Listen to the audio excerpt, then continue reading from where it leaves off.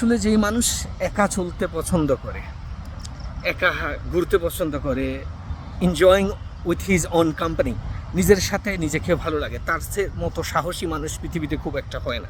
কারণ কি, আপনি যদি একা চলতে যান, যেমন আমার ভালো লাগে, আমি প্রকৃতি দেখতে পছন্দ করি। আমি আজকে 2 সপ্তাহ যাবৎ এইখানে আমি ঢাকাতে অবস্থান করতেছি। তো ফাঁকে ফাঁকে একটু সময় পাই, এমনি নানান ধরনের প্রেশারের মধ্যে আছি, তারপরও আমি চেষ্টা করি একটু একটু একটু সময় বাইর করার জন্য, একটু সময় নিজেকে দেওয়ার জন্য। তার মধ্যে এই সময়টা আমি এখানে বাইর করি। তো আমি একা চলার কথাটা এই জন্য বললাম, একা চলতে গেলে আপনি কারোর জন্য you don't have to waiting for someone else approval. অন্য একটা মানুষের অ্যাপ্রুভালের জন্য কারো ডিসিশন আপনার কথা ম্যাচ যদি না করে, একটা জায়গায় আপনি যাবেন, একটা জায়গায় দেখবেন, একটা জায়গায় ঘুরবেন, একটা কিছু দেখবেন, এটার জন্য আপনাকে অন্য একটা মানুষের পছন্দ, ভালো লাগা, মন্দ লাগা, you don't have to consider that. আপনি যখন নিজে একা চলতে যাবেন, then you don't have to consider someone else choices. এটা আপনার লাইফ।